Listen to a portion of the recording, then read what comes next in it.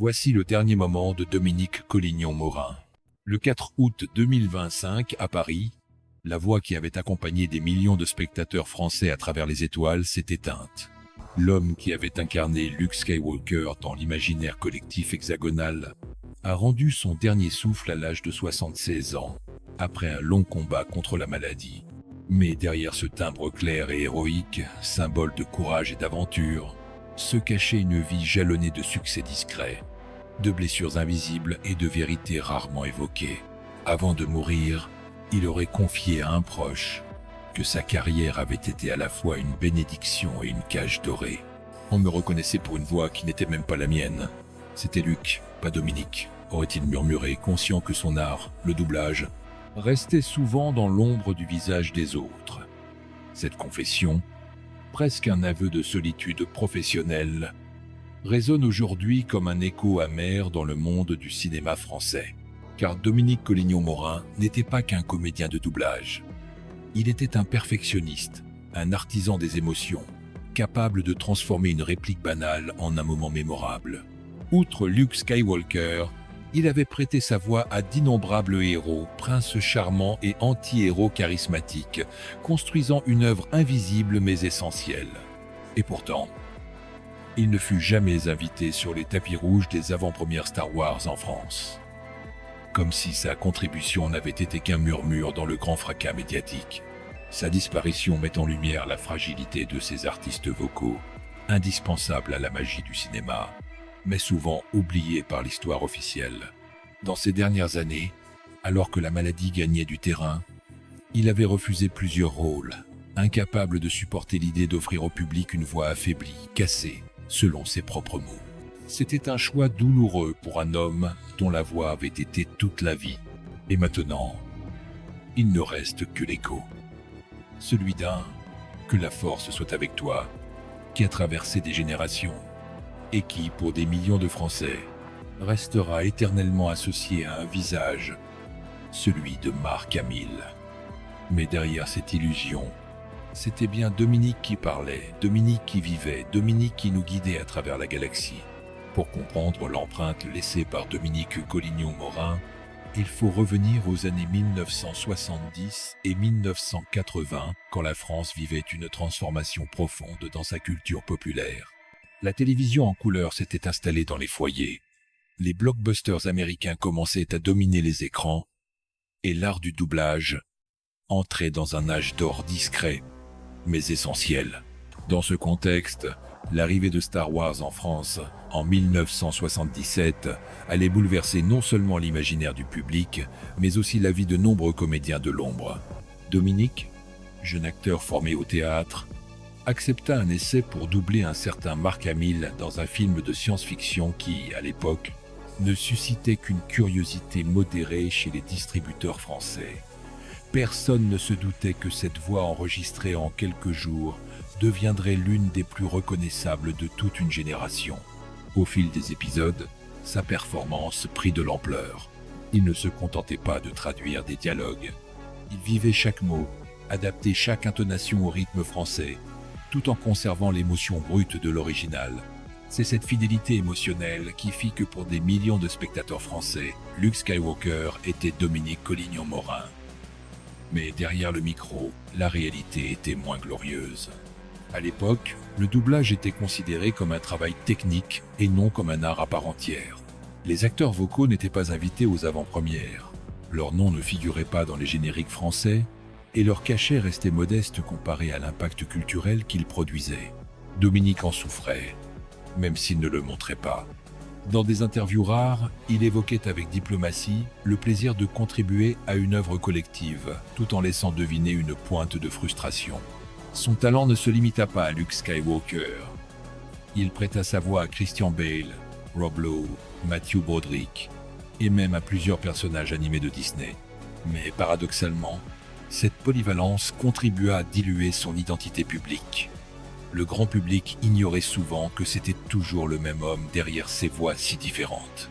Le thème central de sa carrière pourrait se résumer ainsi: un artiste reconnu par tous, mais seulement quand il restait invisible. Ce paradoxe fut la trame silencieuse de sa vie professionnelle. La voix était son outil, mais aussi son masque. Dans les studios, il côtoyait des collègues tout aussi talentueux, mais tous savaient que leur gloire appartenait à d'autres visages. La France du doublage, dans les années 80 et 90, fonctionnait comme une confrérie fermée. Les sessions étaient intenses, parfois chaotiques, et les délais toujours serrés. Les comédiens travaillaient dans des cabines sombres, souvent des heures d'affilée, à caler leurs lèvres sur des images importées d'Hollywood. Dominique s'y épanouissait, mais il avait aussi la réputation d'être perfectionniste au point de demander des reprises entières pour une simple syllabe jugée fausse. Ce souci du détail, s'il faisait de lui un maître de son art, provoqua aussi quelques tensions. Certains techniciens le surnommaient ironiquement le Jedi du micro, pour ses exigences presque obsessionnelles. Mais cette rigueur, c'était sa façon de compenser l'injustice qu'il ressentait. Puisqu'on ne verrait jamais son visage, sa voix devait être irréprochable. Et puis, il y avait ce sentiment d'être prisonnier d'un rôle mythique. À chaque nouvelle mission de doublage, on lui rappelait Luke Skywalker, comme si tout ce qu'il avait accompli depuis n'était qu'un écho lointain de Tatooine. C'est là que se niche le cœur de l'histoire. L'homme qui fit rêver la galaxie française portait en lui un mélange de fierté et de mélancolie, pris entre la lumière des étoiles et l'ombre des studios. Tout avait commencé presque par hasard. Dominique Collignon-Morin, comédien formé aux planches, alternait petits rôles au théâtre et passages fugaces à la télévision lorsqu'il fut appelé, à la fin des années 1970, pour un essai de voix. On lui expliqua rapidement la mission, prêter sa voix à un jeune acteur américain encore inconnu, Mark Hamill, dans un film de science-fiction au budget colossal.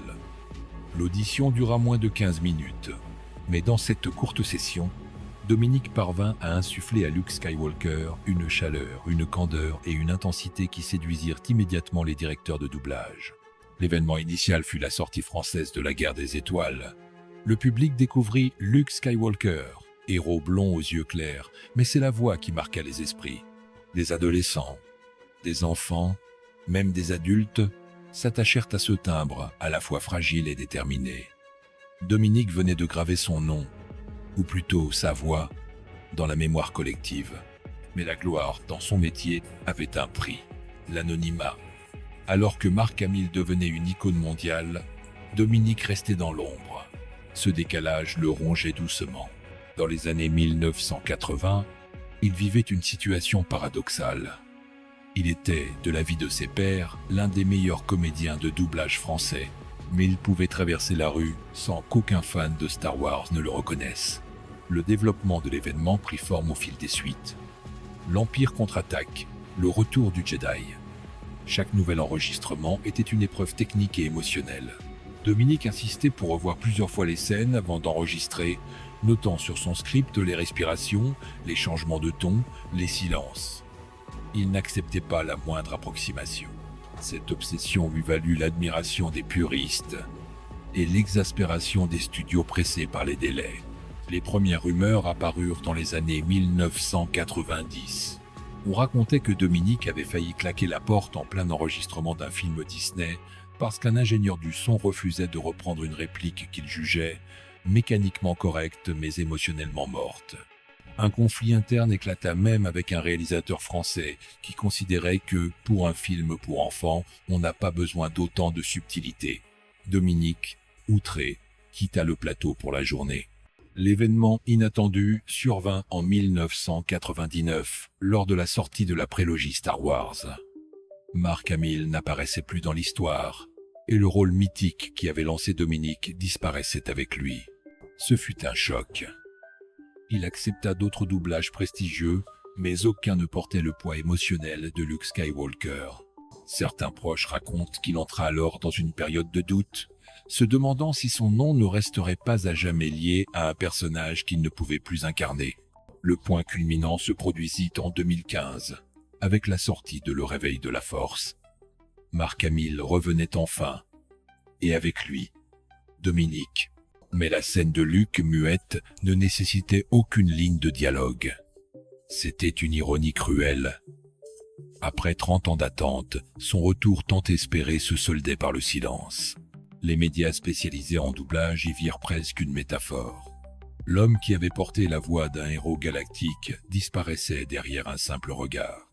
La mort de Dominique Collignon-Morin, le 4 août 2025, a agi comme un coup de tonnerre dans le monde feutré du doublage.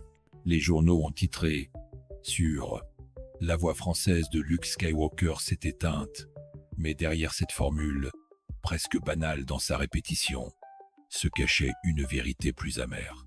La plupart des gens découvraient alors seulement le visage de l'homme qui les avait accompagnés pendant des décennies. C'est en discutant avec ses proches que la vérité la plus sombre a émergé. Depuis plus de 10 ans, Dominique luttait contre une maladie dégénérative qui menaçait directement son outil de travail. Sa voix. Au début, il n'en parlait à personne, craignant que les studios ne cessent de l'appeler. Il continuait à enregistrer, parfois au prix d'efforts colossaux, buvant des litres d'infusion, suivant des exercices vocaux épuisants, repoussant les enregistrements quand il sentait son timbre faiblir. L'événement le plus révélateur eut lieu en 2018, lors d'un doublage pour un film d'animation.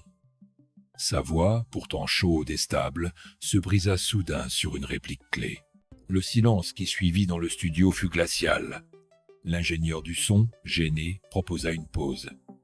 Dominique, lui, comprit que quelque chose d'irréversible avait commencé.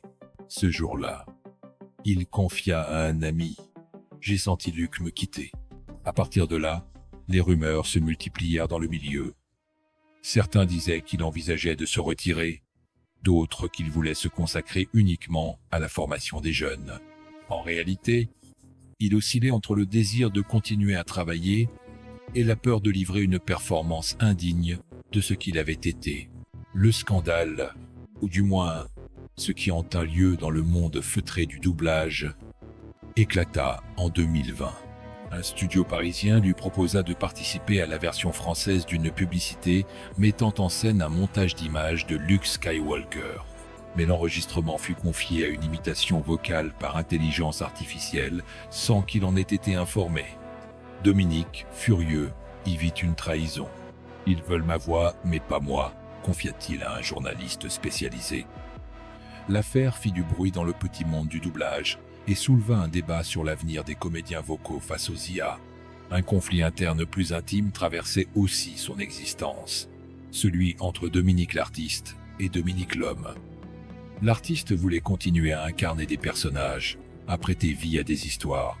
L'homme, fatigué, voulait se protéger, vivre loin des studios. Ce tiraillement le rongea jusqu'à ces derniers mois, puis vint l'événement inattendu. Quelques semaines avant sa mort, il accepta de prêter sa voix une dernière fois pour un documentaire sur Star Wars. Mais ce n'était pas pour doubler un personnage.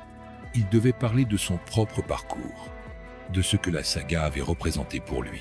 Ce témoignage, enregistré dans un studio parisien, fut marqué par une émotion palpable. À un moment, sa voix se brisa et il murmura presque « J'ai passé ma vie à prêter ma voix aux autres, mais je crois que je ne me suis jamais vraiment exprimé. » Le point culminant émotionnel eut lieu lors de ses funérailles.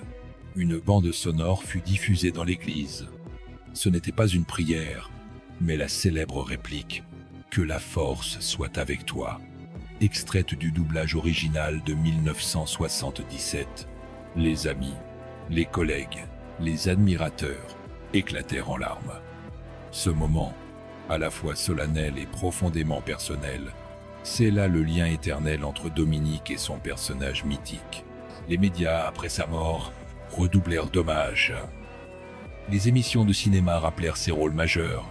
Les podcasts spécialisés évoquèrent sa précision, son perfectionnisme, son humour discret. Mais dans les forums de fans, une phrase revenait souvent. « Je n'ai jamais su qui il était, mais j'ai grandi avec lui. » C'était là toute l'injustice et toute la beauté de son métier. Être un compagnon invisible, présent dans les souvenirs mais absent des photos. Et aujourd'hui, lorsqu'on réécoute la trilogie originale Star Wars en VF, on ne peut s'empêcher de tendre l'oreille différemment. Derrière chaque intonation, chaque souffle, chaque hésitation calculée, on entend désormais l'histoire d'un homme qui a donné tout ce qu'il avait, jusqu'à sa voix, pour que d'autres puissent rêver. Dominique Collignon-Morin. incarne à lui seul toute l'ambiguïté du métier de comédien de doublage, indispensable à la magie du cinéma, mais condamné à rester invisible. Dans un paysage audiovisuel où l'image règne en maître, il a prouvé que la voix pouvait être un vecteur d'émotion tout aussi puissant, parfois même plus.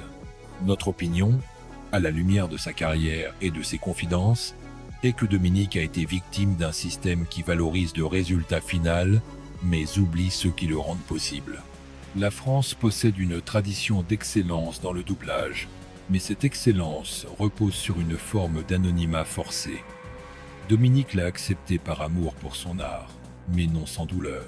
Les rares fois où il s'est exprimé publiquement sur le sujet, il a laissé filtrer un mélange de fierté et d'amertume, comme s'il savait que sa plus grande réussite était aussi sa plus grande prison. Il est tentant de le réduire à Luke Skywalker, mais ce serait passer à côté de la richesse de son travail. Il a su incarner des héros de Disney avec douceur, des anti-héros avec nuance, des personnages secondaires avec un naturel confondant. Sa voix était un caméléon, capable de passer de la lumière au sombre, du comique au tragique, avec une fluidité que peu de comédiens possèdent. Pourtant, son héritage le plus durable restera sans doute cette incarnation française de Luke, que beaucoup préfèrent même à la voix originale. C'est une performance qui a façonné l'imaginaire d'au moins 2 générations, au point que certaines répliques iconiques ne sonnent juste qu'avec sa voix. La chaîne considère que sa disparition doit servir de rappel. Les comédiens de doublage ne sont pas de simples techniciens, ce sont des interprètes à part entière, des artistes qui méritent reconnaissance et protection. L'épisode de 2020, où une IA tenta de reproduire sa voix sans son consentement, est un signal d'alarme. Si la technologie peut imiter, elle ne pourra jamais recréer l'âme qu'un acteur insuffle dans chaque syllabe. En évoquant Dominique, on ne parle pas seulement d'un homme, mais d'un patrimoine sonore. Son travail est gravé dans des œuvres que l'on continuera à revoir, à réécouter et donc à redécouvrir. Mais il nous laisse aussi une leçon, celle de la discrétion volontaire, de la dignité dans l'ombre et de l'amour absolu pour un métier que le grand public voit trop rarement. Et vous, en réécoutant Luke Skywalker en VF, que ressentirez-vous désormais? La nostalgie d'un temps révolu? La gratitude envers cet artiste qui a prêté sa voix à vos souvenirs? Ou la colère de savoir qu'un tel talent a dû rester dans l'ombre pour briller dans vos oreilles? Il y a des voix qui s'effacent, et d'autres qui restent suspendues dans l'air, comme si elles refusaient de disparaître. Celle de Dominique Collignon-Morin appartient à la seconde catégorie. Même maintenant, alors que le silence a remplacé ses mots, il suffit de fermer les yeux pour l'entendre à nouveau, prononçant avec conviction que la force soit avec toi. Ce n'était pas seulement une phrase d'un film. Pour des millions de spectateurs français, c'était une promesse, un encouragement secret, glissé dans l'oreille d'un enfant devant sa télévision ou dans le cœur d'un adolescent rêvant d'étoiles. Et, bien que ses spectateurs ne connaissaient pas son visage, ils connaissaient intimement cette voix comme on connaît celle d'un ami. Aujourd'hui, nous savons un peu plus. Nous savons l'homme derrière le micro, les heures passées dans des cabines étouffantes, la quête incessante de la note juste, les doutes, la fatigue, la peur de ne plus être à la hauteur.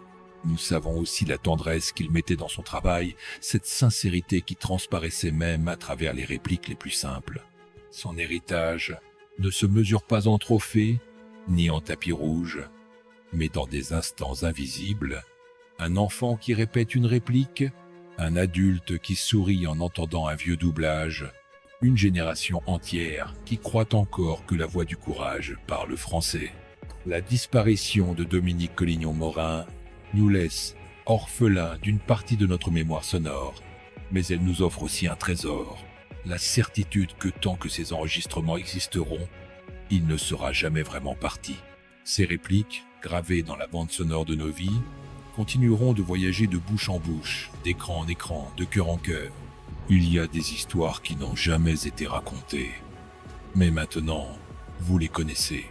Et la prochaine fois que vous entendrez Luke Skywalker parler en français, souvenez-vous, derrière cette voix se trouvait un homme qui, dans l'ombre, a illuminé la galaxie entière.